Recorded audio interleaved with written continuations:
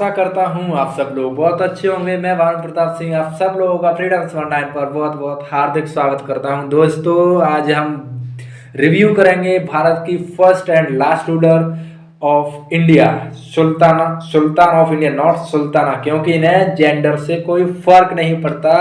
चलिए भाई साहब आगे बढ़ते हैं। जिन मेरे भाइयों ने जिन्होंने अभी तक फ्रीडम स्मार्ट 9 को सब्सक्राइब नहीं किया है, दोस्तों सिर्फ 2 सेकंड लगता है, सब्सक्राइब कीजिए और अपने चैनल को आगे बढ़ाइए बिल्कुल, और increase your knowledge with us. Definitely आपको स्ट्रीम अब तक तो मजा आने ही लगा होगा। अब तक जिनको बोरिंग लगती थी ना भाई साहब, डेफिनेटली अब तक उन्हें इंटरेस्टिंग लगने लगी होगी अगर आप मेरे साथ हो तो। अगर नहीं हो तो भाई साहब उसका मैं नहीं कह सकता, थोड़ा बहुत तो आपको अपना दिमाग बनाना पड़ेगा पढ़ने के लिए। अगर नहीं बना सकते तो सिंपल आप मेरे को सुनते जाओ, जिस प्रकार से कहानी सुनी जाती है सिंपल आपको इंटरेस्ट आने लगेगा, कोई दिक्कत की बात नहीं भैया। आगे बढ़ते हैं, पहले देखते हैं मेजर डायनेस्टीज ऑफ दिल्ली सल्तनत में रोजाना आपको दिखाता हूँ। आशा करता हूँ अभी तक आपको याद हो गई होंगी, है ना। तो पहली डायनेस्टी जो आपकी है भाई साहब स्लेव डायनेस्टी, कौन फाउंडर है भैया? कुतुबुद्दीन ऐबक फाउंडर है। कहाँ से आए भैया? पहले आपके आते हैं मोहम्मद गजनवी। मोहम्मद गजनवी के आने के बाद जो मोहम्मद गजनवी आया वो केवल भारत पर, उसने जो भी उसका मकसद था केवल भारत को लूटना था, और वो आता है और उसके आने से ये फर्क पड़ता है कि ये पता चल गया था सभी को कि भारत को हराया जा सकता है, राजपूतों को नस्ते नाबूद किया जा सकता है, और उसका फायदा उठाया आपके मोहम्मद घोरी ने। मोहम्मद घोरी आता है, भारत पर आक्रमण करता है, वो हारता है, लेकिन जो हार कर दोबारा खड़ा होना जानता है वो दोबारा अटैक करता है और फिर से वह जीतता है ना। जीतने के बाद भाई साहब मोहम्मद घोरी आपके तराइन के युद्ध में फिर से हारता है और दूसरे युद्ध में पृथ्वीराज चौहान जी को नस्ते नाबूद करता है। वो बात अलग है कि किस तरीके से, क्या कोई मैटर नहीं करता, दुनिया आज के ज़माने में उसको पहचानती है जो आपको लास्ट में विजय होता है। सही बात है दोस्तों। उसके बाद देखेंगे हम स्लेव डायनेस्टी। भैया अभी तक किसने किसने नहीं देखी भाई साहब? अलाउद्दीन खिलजी, अरे मूवी आई थी ना उनके ऊपर, क्या नाम है, अरे अलाउद्दीन खिलजी के ऊपर किसने बनाई थी? रणवीर कपूर, और उसमें जो एक्ट्रेस है आपकी कौन है? दीपिका पादुकोण, बिल्कुल। उसके बाद देखेंगे तुगलक डायनेस्टी 1320 से लेकर 1412 तक, बिल्कुल देखेंगे भाई साहब। इसका रूल जो है लगभग आपका बहुत बड़ा रहा था। पूरा पूरा बहुत सबसे ज़्यादा लंबा रहने वाला किसी राज्य क्या था भारत पर, वो तुगलक डायनेस्टी थी। उसके बाद देखेंगे सैयद डायनेस्टी, इसका कोई ज़्यादा इंपॉर्टेंस नहीं है, खिज्र खान इसकी संस्थापक था। और उसके बाद देखेंगे लोधी डायनेस्टी। भैया जी इनका तो क्या ही कहना, सबसे जो पहला लोधी जो थे उन्होंने इसकी डायनेस्टी की संस्थापक माने जाते हैं। और जो लास्ट रूलर थे इब्राहिम लोधी, उनके साथ में क्या हुआ था? बाबर का भैया युद्ध हुआ था 1526 में, किसका? पानीपत का, और जिसमें बाबर की हुई जीत और मुगल्स की होती है एंट्री। और इनकी भी एंट्री, अगर पृथ्वीराज चौहान साहब तराइन के युद्ध में ना हारते तो नक्शा कुछ और होता, और होती से काम चलता नहीं है। चलिए दोस्तों आगे बढ़ते हैं। गुलाम वंश के बारे में हम पढ़ रहे हैं तो इसके बारे में थोड़ा जान लीजिए। ये मेरा पूरा जो ये फैक्ट है भाई, जो भी स्क्रीनशॉट लेना चाहता है बिल्कुल लीजिए, सबके लिए बहुत ज़रूरी है, चाहे वो स्कूल की एकेडमिक हो चाहे आपकी कंपटीशन एकेडमिक हो, हर किसी के लिए बहुत ज़रूरी है। हमने पढ़ा पहले गुलाम वंश में, जिसे अब हम लोग स्लेव डायनेस्टी के नाम से भी जानते हैं, या मामलुक भी कहते हैं इनको। गुलाम वंश चलता है भाई साहब। चलिए, अच्छा यहाँ पे आप लोग पूरा 36 लिखना, ठीक। चलिए, तो कुतुबुद्दीन ऐबक साहब आते हैं 1206 से लेकर आपके 1210 तक इनका राज चलता है, और 4 साल ही मात्र ये राज कर पाते हैं। उनके बाद ये चौगान खेलते हुए इनकी हो जाती है भैया मृत्यु। अब क्या होता है कि इनके गुलाम, यानी कि कुतुबुद्दीन ऐबक किसके गुलाम? मोहम्मद घोरी के गुलाम। उसके बाद क्या होता है कि इल्तुतमिश किसके गुलाम थे? हम सिंपल कह सकते हैं मोहम्मद घोरी के गुलाम कौन? कुतुबुद्दीन ऐबक के गुलाम कौन? भैया बिल्कुल इल्तुतमिश को इसीलिए गुलामों का गुलाम कहा जाता है, और कुतुबुद्दीन ऐबक को लखबख्श की उपाधि मिली थी, यानी कि लाखों का दान करने वाला कहा जाता है उसे। उनके बाद हम बात करेंगे आज अपनी, बिल्कुल उनके बाद आते हैं आपके आराम शाह, जिनको अब मुश्किल से 8 महीने के लिए बैठे, जिनकी एटीट्यूड भाई साहब कुछ ज़्यादा अच्छा नहीं था, है ना। तो उनकी वजह से ये चल नहीं पाया ज़्यादा, तो इल्तुतमिश ने कर दी भैया इनकी हत्या करने के बाद आते हैं आपके इल्तुतमिश, जो कि 1211 से लेकर 1236 तक इनका राज चलता है, और ये बीमारी के कारण मारे जाते हैं। जब मरने से पहले जब बेड पे थे तो ये बोलते हैं कि भैया क्या होगा, बिल्कुल जो मेरी बेटी है रजिया वो मेरे बाद मेरे राज्य को संभालेगी। लेकिन मुसलमानों को तो ये स्वीकार ही नहीं था, ये मतलब उनके जो 40 दल था उनको तो स्वीकार ही नहीं था कि एक महिला के नीचे हमें काम करना पड़ेगा, और जो कि उन्हें बिल्कुल भी पसंद नहीं था। कोई भी नहीं चाहता था कि हम किसी एक महिला के नीचे काम करें, क्योंकि भैया हम लोग तो आदमी है ना, महिला के नीचे काम कैसे कर सकते हैं, क्योंकि हमारी तो शान हेटी होती है उसमें। और दोस्तों मैं आप लोगों को बता दूं कि जब जब हमारे देश में आप लोगों ने देखा हो, तो जब महिला ने जब भी प्रेसिडेंट रही हो या प्राइम पीएम रही हो, कुछ अच्छा ही हुआ है। आपको मैं कितने ढेरों सारे एग्जांपल्स दे सकता हूँ। इस समय आपके अमेरिका में कौन है भाई साहब उपराष्ट्रपति साहब कौन है, कमला हैरिस, बिल्कुल। तो यार जहाँ पर देखो, हम जब राज करते हैं किसी चीज़ को तो हम सिर्फ अपने बारे में सोचते हैं, लेकिन जब एक महिला राज करती है किसी देश के ऊपर तो वो सबके बारे में सोचती है। और ये इंडिया में पहली बार हुआ था कि किसी मुस्लिम शासक ने दिल्ली सल्तनत में से हिंदुओं के लिए कोई टॉलरेंस नहीं था, कोई भी इन्होंने हिंदुओं के लिए बिल्कुल सेकुलर राज चलाया था आपकी रजिया सुल्तान ने। चलिए आगे बात करेंगे डीपली, बिल्कुल कोई दिक्कत नहीं आएगी आपको। उसके बाद क्या होता है, इल्तुतमिश के बाद आपकी रुकनुद्दीन फिरोज शाह आते हैं, तो मुश्किल से 6 महीने राज कर पाते हैं उन्हें, उसके बाद हटा दिया जाता है। अब बात करते हैं दोस्तों अपनी रजिया सुल्तान के बारे में। मुश्किल से यार ये 3 साल 6 महीने तक और 18 दिन करीब करीब इन्होंने राज्य किया था। उनके बाद इनकी असैसिनेट कर दिया जाता है, इनके बाद इनकी मृत्यु हो जाती है। उनके बाद हम 3 बायोग्राफीज और आएंगे इसके बाद, मतलब एक पार्ट में 3 बायोग्राफी, जो आपके बोहराम साहब हैं, अलाउद्दीन हैं और नसीरुद्दीन मौसूद हैं, इनकी एक साथ लेकर आएंगे। फिर देखेंगे गयासुद्दीन बलबन को, भाई साहब सबसे इम्पोर्टेंट राजा इसमें यही है। उसके बाद कैकुबाद की हम इन्हीं के साथ में कंप्लीट करेंगे। तो चलिए ये था आपका पूरा का पूरा गुलाम वंश के बारे में, और ये देख लेते हैं हम पहले इनके बारे में कि इनने कुछ एक्सपेंड कुछ जोड़ा था या नहीं। नहीं भैया, ये इतने छोटे से राज्य में कुछ जोड़ नहीं पाई थी, जितना था एरिया उतना ही रहा, जितना कि इल्तुतमिश ने किया था। उसके बाद देखेंगे भाई आगे मैप में कुछ हुआ नहीं। रजिया सुल्तान के बारे में जो फैक्ट हैं उन्हें जान लेते हैं हम लोग। पहले जो फैक्ट्स हैं भाई साहब वो हैं आपके कि रजिया सुल्तान, जो स्क्रीनशॉट लेना चाहते हैं भाई साहब please take a screenshot. All those student who are preparing for a competition examination, either he is preparation for a government exam, either he is prepare for a central government exam, किसी के लिए भी भाई साहब, हर किसी के लिए important है, प्लीज टेक अ स्क्रीनशॉट। चलिए रजिया सुल्तान, भैया सुल्ताना लिखना चाहिए था लेकिन सुल्तान है, क्यों सुल्तान ही लिखते हैं, वो सुल्ताना लिखनी चाहिए थी क्योंकि लड़की थी भैया। क्योंकि सुल्तान होता है बॉयज जेंडर और सुल्ताना मतलब गर्ल्स जेंडर, लेकिन वो नहीं जानती, कोई फर्क नहीं, ना तो कोई आदमी ना कोई महिला, कोई फर्क नहीं। शासक मतलब शासक होता है, उसका कोई जेंडर नहीं होता। बिल्कुल सही बात है। जिस दिन आप लोग ये करने लगेंगे ना हम लोग कि ये लड़की है इसीलिए शासक नहीं हो सकती या लड़का है इसीलिए शासक नहीं हो सकता, इन चीज़ों से इन्होंने बिल्कुल दरकिनार कर दिया था। कोई नहीं, पहली बार ऐसा हुआ था कि भाई साहब ये अपना जो है मुंह खोलकर अपने दरबार में जाती थी, टोपी लगाकर, कोट पहनकर, लाल वस्त्र धारण करके। भैया जी क्या बात है, मजे आ गए थे ना। चलिए देखते हैं भाई साहब, इनका जन्म होता है आपका 1205 में और 1240 में इनकी मृत्यु हो जाती है। और 1236 में भैया जो अमीरों के मतलब उस समय जो काम कर रहे थे उनके द्वारा और जो जनता थी पूरी उनके द्वारा इनको चुना जाता है और जो है 10 नवंबर 1236 में भैया गद्दी पर बैठती हैं। कोट और टोपी, बिल्कुल कोट और टोपी पहनकर चलती हैं, जिसको कोट को हम लोग काबा बोला जाता है। आप लोग लिखना मेरे साथ को, कोट को हम लोग उस समय काबा बोलते थे, भाई से पूछा जाता है हर एग्जामिनेशन में। और जो है टोपी को आप लोग कुल्लाहा, क्या बोलोगे भैया?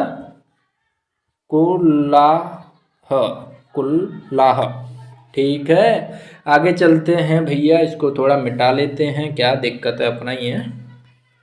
चलिए आगे देखें तो भाई साहब अल्तुनिया से भैया इसकी शादी हुई थी, लेकिन प्यार तो भैया किसी और से किया था, शादी किसी और के साथ भैया प्रेम चक्कर चलाता इनका भी, ऐसा माना जाता है। हम देखेंगे सभी को आगे। आगे देखते हैं भैया कि ये प्रथम तुर्क महिला जो कि ऐसी थी जो कि शासका रही और लास्ट भी यही हैं। उनके बाद इनका जो पूरा नाम है जेलौललात उद दीन रजिया, ठीक है। आप लोग चाहें तो उसे सही से प्रोनाउंसिएशन कर सकते हैं, जलोलात उद दिन रजिया इनका पूरा नाम है। 3 वर्ष तक इनका शासन रहा था, उनके बाद इनका असैसिनेट कर दिया गया था, जिस प्रकार से हमारे इंदिरा गांधी जी का कर दिया गया था भाई साहब। बिल्कुल उनके बॉडीगार्डों के द्वारा इनको क्या कर दी गई भैया, हत्या कर दी गई, डायरेक्ट गोली चला दी गई थी उनके बॉडीगार्ड्स के द्वारा इंदिरा गांधी जी पे। सेम चीज इनके साथ हुआ था भैया। चलिए आगे देखते हैं। इनकी मृत्यु आपकी 14 अक्टूबर और 1240 में होती है। इनकी केतल में होती है और इनका घराना आपको पता ही है, गुलाम वंश से है भैया। इनके नाना जी कौन थे? कुतुबुद्दीन, एवं पिताजी कौन थे भैया जी? इल्तुतमिश, बिल्कुल सही भैया। माता का नाम कुतुब बेगम था। समाधि पर भैया इनकी जो दफनाया गया था उस पर बहुत ज़्यादा विवादित है। सभी इतिहासकार हैं जो कि अपना अलग अलग बात आते हैं, लेकिन सबसे ज़्यादा जो माना जाता है भैया वो आपका माना जाता है मजाद, सॉरी एक्सक्यूज में, मजाद को माना जाता है कि यहाँ पे सबसे ज़्यादा मतलब मान्यता प्राप्त है कि ये यहीं पर दफनाई गई हैं। लेकिन क्या कह सकते हैं, कोई पूरा ठोस सबूत नहीं है इसके खिलाफ, तो हम इस पर ज़्यादा बात भी ना करेंगे भैया, ठीक है। चलते हैं आगे, अर्ली लाइफ के ऊपर बात कर लेते हैं दोस्तों इनके। चलिए, तो रजिया सुल्तान आपको पता है कि भैया 1205 में भैया जन्म होता है और इनका संबंध भैया रजिया आपके नाना जी को बहुत ज़्यादा पसंद करती थी ये, और आपके नाना जी भी इनको इनके टैलेंट के लिए बहुत ज़्यादा पसंद करते थे। और इनका अच्छा खासा संबंध था भाई अपने इल्तुतमिश से, है ना, क्योंकि वो देख इनमें उन्होंने वो टैलेंट देख लिया था कि मेरे बेटों से ज़्यादा क्षमता अगर किसी में है तो मेरी बेटी में है। और उन्होंने पूरा का पूरा मतलब जो राज्य मेरे बाद कोई संभालेगा तो वो रजिया सुल्तान ही संभालेगी, ये चीज़ इन्हें पहले ही पता चल गई थी भैया। और क्या होता है कि भैया जी ये 1236 में जनता के द्वारा और अमीरों के द्वारा गद्दी पर इनको बिठाया जाता है पूरे तरह से। होता क्या है कि दोस्तों जब देखो पूरा उस समय एक नवाज का टाइम होता है, तो नवाज का टाइम होता है भैया, तो अब इसका जो भाई था, इसका भाई बैठा हुआ था ना गद्दी पर, है ना, तो उस भाई को उठाने के लिए उसने क्या किया, कौन था भाई इसका भाई बताइए? बहराम शाह, बिल्कुल एक्सक्यूज मी।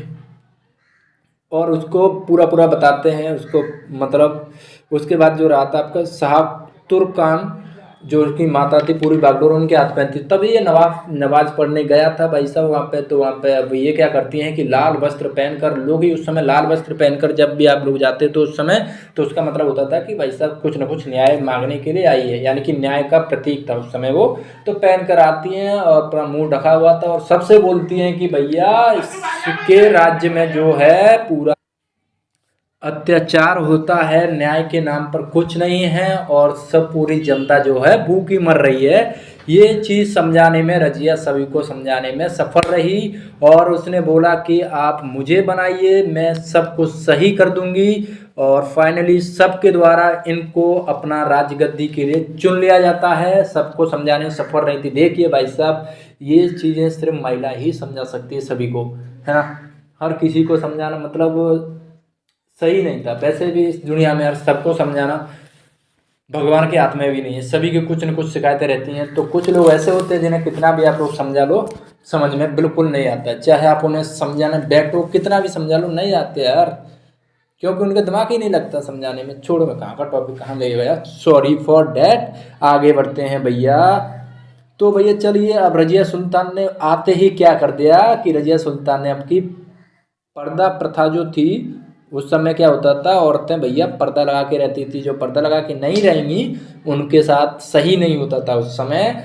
तो रजिया सुल्तान ने इसे त्याग दिया बिल्कुल, और पुरुषों की तरह बिल्कुल कोट और टोपी पहनकर खुले मुंह में दरबार में चली जाती थी। भाई साहब, ये बात उन्हें पुरुषों को सही नहीं लगी। उनके जो चालीसा दल था बिल्कुल सही नहीं लगी।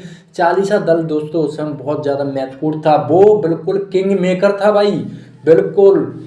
जो बलबन आएगा ना वो भी यहीं से आएगा। और क्या बात है उसकी यार। ठीक है, चलो देखेंगे उसको भी। मतलब पूरा का पूरा जो भी बनाते थे सब चालीसा दल के द्वारा ही होता था। और रजिया जितनी जल्दी चाहती थी उतनी जल्दी वहाँ से निकलना ही चाहती थी, लेकिन वो वहाँ से निकल नहीं पाई। फाइनली उनका देहांत तो हत्या कर दी जाती है। पूरी के पूरा प्लान जो है इनका ही होता है भैया चालीसा दल का, क्योंकि उन्हें इनकी बातें बिल्कुल पसंद नहीं आती थी, इसीलिए। चलो जो भी है बहरहाल आगे देखेंगे। भैया जो रजिया ने किया था याकूत, है ना, जो याकूत था भैया अमीर ए आखुर का नियुक्त कर दिया गया था। आखुर को अमीर ए आखुर नियुक्त कर दिया गया था। यानी कि जो आपके पूरे अमीर ए आखुर होता है भाई साहब, जो आपका पूरा पूरा उस समय अस्तबल रहता था, उनका पूरा एक मुखिया होता था वो, है ना। तो बना दिया गया भैया। अब याकूत क्या है भैया, बिल्कुल भी एक तो वो नहीं था जो कि एक, ना तो वो मुसलमान था भाई उस समय, एक तुर्क भी नहीं था वो, है ना, और एक हफ्सी था, मतलब छोटी जनजाति से था। उसको आप लोग जब इतना बड़ा मतलब अस्तबल का अध्यक्ष बनाओगे तो भैया सभी के मतलब गड़बड़ दिखने लगी है। सभी को ये लग रहा था कि रजिया और किसके बीच में, बिल्कुल रजिया और जलाल उद्दीन याकूत के बीच में प्रेम कहानी चल रही है। और हो सकता है सही हो।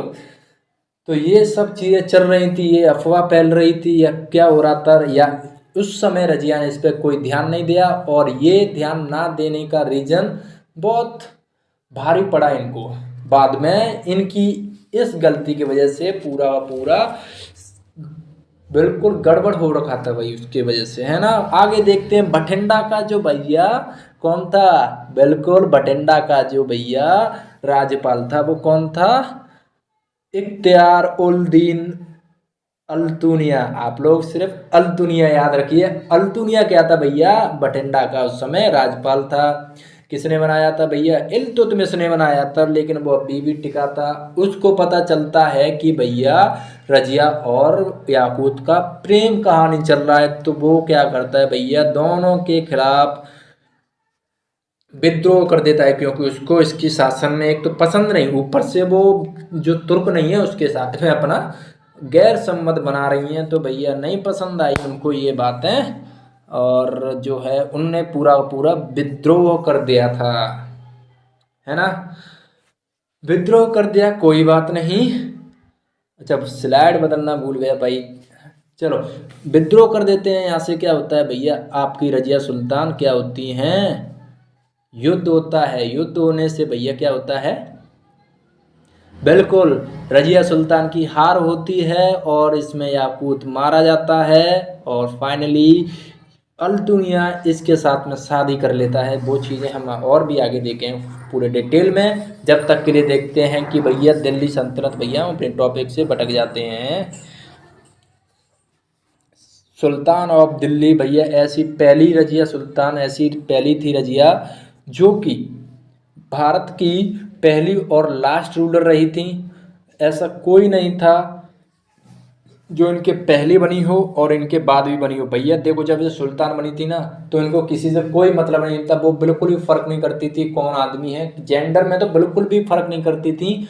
हर कोई इनके राज्य में खुश था। देखो खुश रहना वो अलग बात है, लेकिन राज्य को अपने दुश्मन से बचाना वो बहुत अलग बात है। वो चीज़ इनके अंदर नहीं थी कि वो अपने राज्य को बचा सकती, लेकिन प्रजा का ध्यान इनको अच्छे से रखना आता था। बहुत बड़ी चीज़ थी भाई साहब। ये हिंदुओं के साथ बिल्कुल जैसे मुसलमानों को ट्रीट करती थी, सेम चीज़ हिंदुओं के साथ करती थी। सेकुलर बना रखा था, धर्मनिरपेक्ष राज बना रखा था। जिस प्रकार से अभी इंडिया में है, सेकुलर स्टेट है इंडिया एक, उसी प्रकार से उसने बना रखा था बिल्कुल दिल्ली को कि सेकुलर है। कोई धर्म, कोई दूसरा धर्म के लिए कोई लड़ाई वगैरह कुछ नहीं होगा, सबको लिए बराबर था। जो भी होता था आपके राजमहल से जो भी जाता सबको बराबर मिलता। ये सब चीज़ सिर्फ और सिर्फ रजिया सुल्तान ही कर पाई थी। बाकी ये सब चीज़ें इनको पसंद नहीं थी, किसको, अल्तुनिया को। इसीलिए भाई साहब उन्हें उनका राज पसंद नहीं। दूसरा उन्हें भैया याकूत से भैया प्रेम चल रहा था उनका, इसीलिए पसंद नहीं। उन्होंने युद्ध छेड़ दिया, याकूत भैया मारे जाते हैं, रजिया सुल्तान बंदी बना ली जाती हैं। और रजिया सुल्तान क्या करती हैं भैया कि मरने के डर से आपकी जो है याकूत से बोलती हैं कि आप और हम दोनों मिलकर शादी कर लेते हैं। अब भैया इनका भाई साहब जो है, जैसे बाहर गई थी ना रजिया, तो इनके भैया जी क्या करते हैं, क्या नाम है बताइए, मौजुद्दीन बहराम शाह क्या करते हैं, इनके बाहर जाते ही भैया राज पूरा का पूरा हड़प लेते हैं, खुद गद्दी पर बैठ जाते हैं। फिर जो लौट कर आती हैं रजिया और अल्तुनिया मिलकर आते हैं लौट कर, तब इसको हटाते हैं। और ये कहाँ पहुँचता है, बिल्कुल ये पहुँचता है आपका एक सेकंड, हाँ बिल्कुल हो जाए, ठीक है भैया। हम कहाँ पे थे कि ये छोड़कर बिल्कुल दिल्ली छोड़कर भैया चले जाते हैं। और क्या होता है, बाद में इन्हें राजपूतों के द्वारा मार दिया जाता है। और जब अल्तुनिया और रजिया के साथ में भी भैया विद्रोह छिड़ जाता है, वो भी अल्तुनिया भी मारा जाता है, रजिया भी मारी जाती है राजपूतों के द्वारा। सब कुछ नस्ते नाबूद कर दिया जाता है। लेकिन इसमें जो चाल थी ना भैया, वो किसकी थी, सब कुछ किसका चाल था भाई साहब, चालीसा दल का चाल था पूरा का पूरा। जो भी खेल रचाया गया था चालीसा दल के द्वारा, उन्होंने ही सब कुछ किया था भाई साहब। अगर वो ना करते तो ये जो आपकी रजिया सुल्तान है काफ़ी समय तक रहती, कोई दिक्कत नहीं आने वाली थी भैया। लेकिन होनी को कौन टाल सकता है, किंग मेकर तो भैया वही रहेंगे, कौन, चालीसा। बिल्कुल बहुत महत्वपूर्ण होता था भाई साहब उस समय। ये इनका एडमिनिस्ट्रेशन देखें तो भैया हमने आपको बताया कि बिल्कुल सेकुलर स्टेट था इनका, और कोई डिफरेंस नहीं था, बॉयज़ गर्ल मैन वुमेन कोई फ़र्क नहीं करता। और भैया साथ में ये चीज़ें क्या थी कि ये सब सही है, लेकिन दुश्मनों से कौन बचाएगा भैया, तो वो नहीं बचा पाई। और इन्होंने अपने कॉइन्स भी चलाए थे भैया, आप लोग चाहें तो मैं दिखाऊं, हाँ ये लीजिए आप कॉइन देखिए, ठीक। तो यही कॉइन आपको जो मतलब इल्तुतमिश ने चलाए थे, जित्तल और तांबे के, जित्तल मतलब किसका था, तांबे का, और टंका जो था वो सिल्वर का था। बिल्कुल यही कॉइन चल रहे थे उस समय भी। और जो है उसके बाद भैया जी इनकी मृत्यु हमने पूरा बताया आपको, मृत्यु होती है 2240 में। और उसके बाद जो है पूरा प्लानिंग आपको बताया कि सब कुछ चालीसा दल का था, है ना। और यार कल हम आपको कुछ बताना भूल गए थे कि जो मेन चीज़ थी भाई साहब, एकता प्रथा के बारे में, उसके लेक्चर में, इल्तुतमिश के लेक्चर में बताने के लिए भूल गए थे।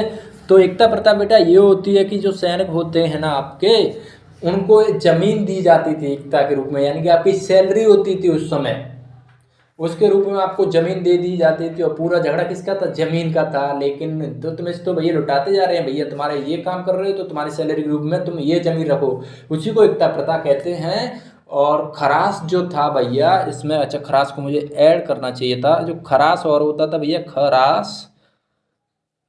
खरास और होता था, वो क्या होता था भैया, जो एकता प्रथा के ऊपर जो भी रेवेन्यू इकट्ठा होता था उसे खरास बोलते थे। यानी कि जो जमीनों के ऊपर जो भी रेवेन्यू आता था, जो भी टैक्स आता था सुल्तान को जाता था सीधा, उसको हम लोग खरास बोलते थे। जो जितना बड़ा, जिसके पास एकता होती थी जितनी बड़ी, वो उतना ही खरास देता था। जितने वही है, जितने अभी हम लोग सिंपल देखे, जो जितना ज़्यादा कमाता है उसको उतना ज़्यादा टैक्स देना पड़ता है, जो जितना कम कमाता है उसको उतना ही कम टैक्स देना पड़ता है। सिंपल सी कहानी है भैया।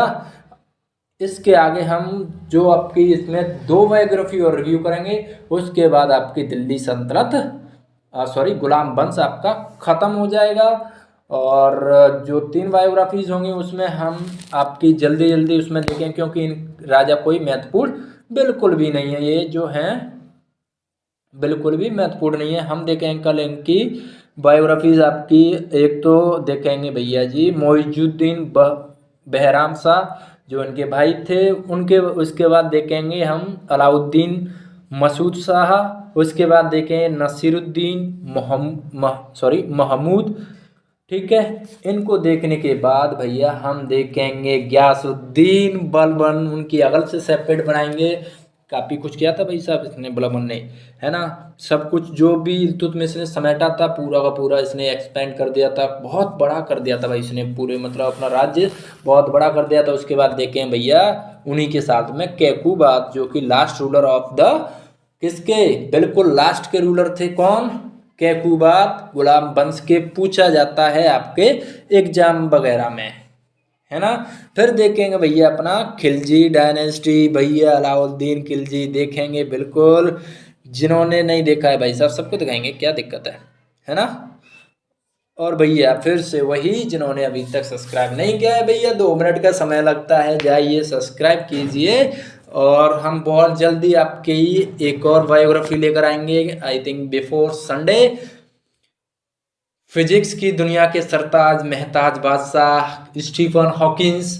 तो उसे देखने के लिए बहुत कुछ मिलेगा सीखने के लिए आप लोगों को फिजिक्स मिलेगी, सीखने के लिए आपको बहुत कुछ मोटिवेशन मिलेगा सीखने के लिए, कि जब आदमी अगर बिल्कुल मर जाता है, सिर्फ और सिर्फ उसकी आंखें चलती हैं, आंखें भी या सही से नहीं, उसका केवल दिमाग चलता है, उसके बाद भी भाई साहब वो बिल्कुल क्रांति ला देते हैं आपके किसमें, फिजिक्स की दुनिया में। और आज भी क्रांति चल रही है उनके, जो भी उन्होंने थॉट्स दिए थे। हॉकिंस रेडिएशन भैया बिल्कुल, ब्लैक होल के बारे में पढ़ेंगे उसमें, क्या होता है ब्लैक होल। और स्टीफन हॉकिंस का जो पिरामिड आपने देखे हैं ना, बड़े बड़े पिरामिड्स होते हैं भैया, उनके लिए जो ब्लैक होल का कॉन्सेप्ट दिया था भैया, उससे सब देखेंगे। Small black hole, big black hole क्या होते हैं, किस प्रकार से ग्रेविटी काम करती है, किस प्रकार से आपका पूरा का पूरा लाइट की स्पीड कितना होता है पता है ना भैया, 3 × 10⁸ मीटर पर सेकेंड, यानी कि लगभग आपका 3 लाख किलोमीटर पर सेकंड में इतना पार कर लेना, इतनी स्पीड है आपकी लाइट की, उसे भी ब्लैक होल के अंदर चली जाती है। तो भैया अता पता कुछ नहीं होता उसका, किस प्रकार से उन्होंने सब कुछ आसान कर दिया बिल्कुल। फिजिक्स को देखेंगे हम स्टीफन हॉकिंस के द्वारा, उनकी ही बुक है भैया, क्या नाम है उसका, कमेंट सेक्शन में लिखिए। बिल्कुल brief history of time travel देखेंगे भाई, ठीक है। जब तक के लिए खुश रहिए, पढ़ते रहिए। This is Bhanu Pratap Singh signing off.